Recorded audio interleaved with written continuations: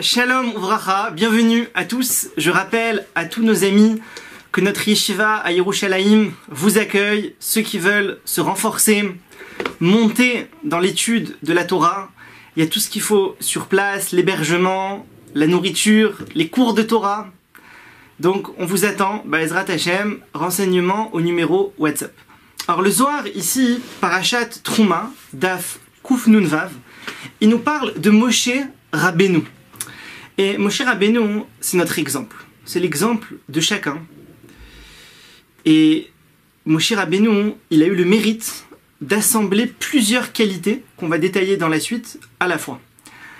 Alors, on souhaite à quelqu'un, on souhaite toujours jusqu'à 120 ans. Admea ve'esrim. Et pourquoi on ne souhaiterait pas jusqu'à 125 ans, jusqu'à 130 ans? Parce que Moshe Rabbeinu, il a vécu 120 ans.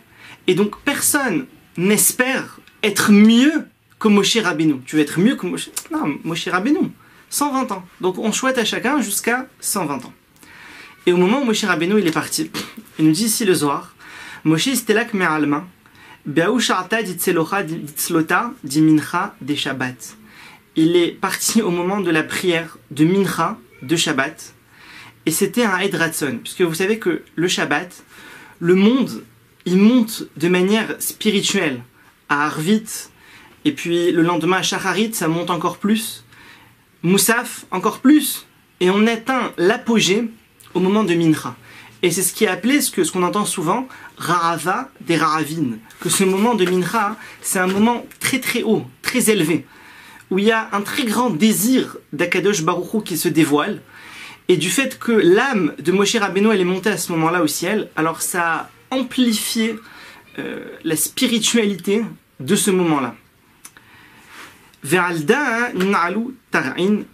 c'est pour ça que on a fermé, entre guillemets, les portes du Beth Midrash, le Shabbat, entre Mincha et Arvit. D'ailleurs, c'est ce qui est ramené dans le Shulchan Aruch, chapitre 292, dans les Ilchot Shabbat.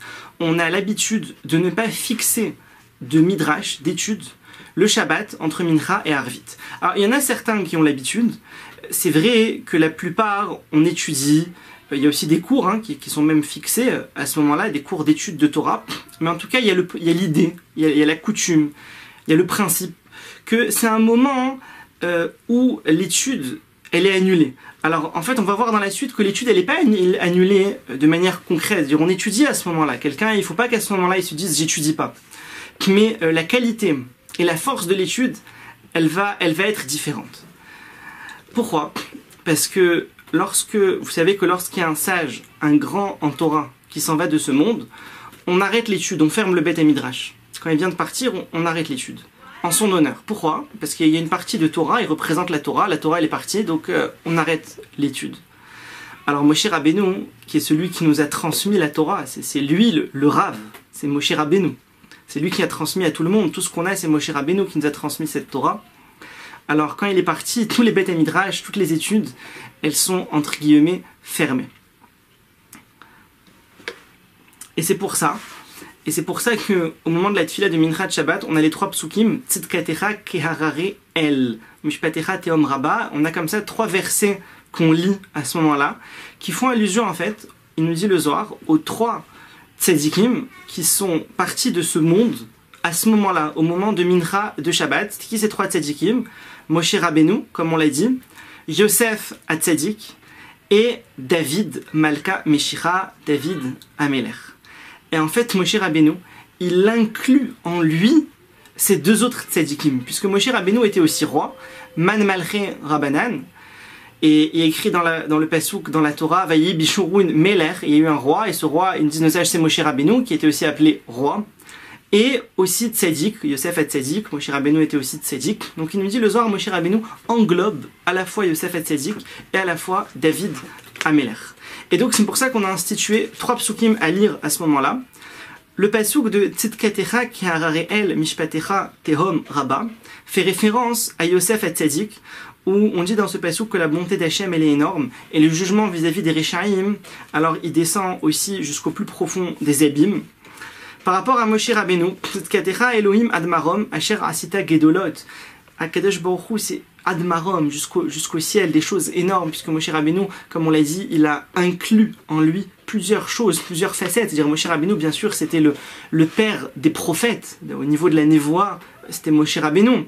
Mais il avait aussi le titre de Kohen Gadol, puisque vous savez que c'est lui qui a servi dans le Mishkan les 7 premiers jours en tant que Kohen Gadol. C'est-à-dire Moshe Rabbeinu, toutes les ma'alot, toutes les grandeurs, il les a eues, Moshe Rabbeinu. C'est ça qui est incroyable, qui est extraordinaire chez Moshe Rabbeinu.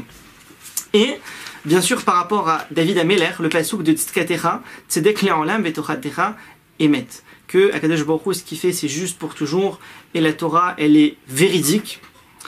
Alors, c'est pour ça qu'Eden, Kola Ba'i Zimna Torah chez Birtav, Torah chez Be'alpé. À ce moment-là, la Torah chez Birtav, c'est-à-dire la Torah écrite, qui sont les Chumashim, qui représente Moshe Rabbeinu, alors ça a disparu, ça veut dire qu'il y a eu un manque qui est apparu, puisque Moshe Rabbeinu représente ça.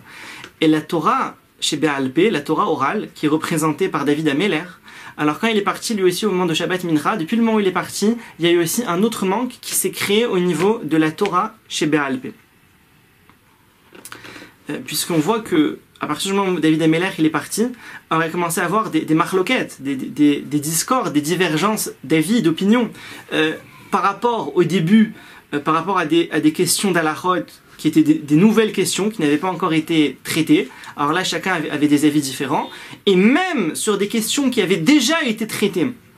Alors, il y a un désaccord qui est apparu. Et on voit dans la Mishnah, il y a des marloquettes, il y a plusieurs avis. Et il nous dit, Vechuleu takifé liba be'irbouvia.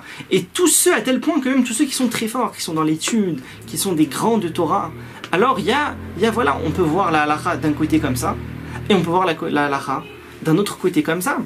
Et malheureusement, c'est ce qu'on a aussi de nos jours. Il y a des fois des halachot où c'est très tangent. C'est très tangent, bien sûr. Assez les harav, chacun il a son rav, chacun son rav va lui trancher. Mais quand on regarde la halacha en elle-même, on voit que ça peut aller d'un côté comme de l'autre. Et c'est ça aussi, c'est une certaine forme de galoute, d'exil, tant que le Mashiach n'est pas là. Tant que le Mashiach n'est pas là, malheureusement il y a des doutes au niveau de la halacha sur certaines choses. Pas tout le monde n'est d'accord. Mais quand le Mashiach il va venir, Bekarov, Bezrat Hashem, alors là il va nous dire voilà, l'alacha elle est comme ça c'est comme ça, tout sera clair, il n'y aura plus aucun doute, aucun safek, plus rien du tout.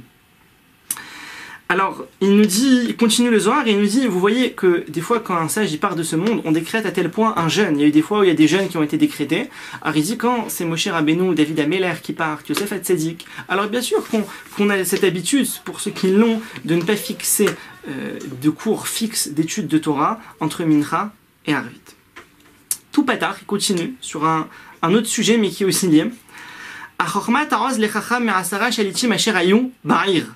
Alors ce verset-là, ce passouk qui vient de Kohelet, chapitre 7, verset 19, il nous dit la sagesse, elle va donner de la puissance. Oz, c'est de la puissance au chacham, au sage.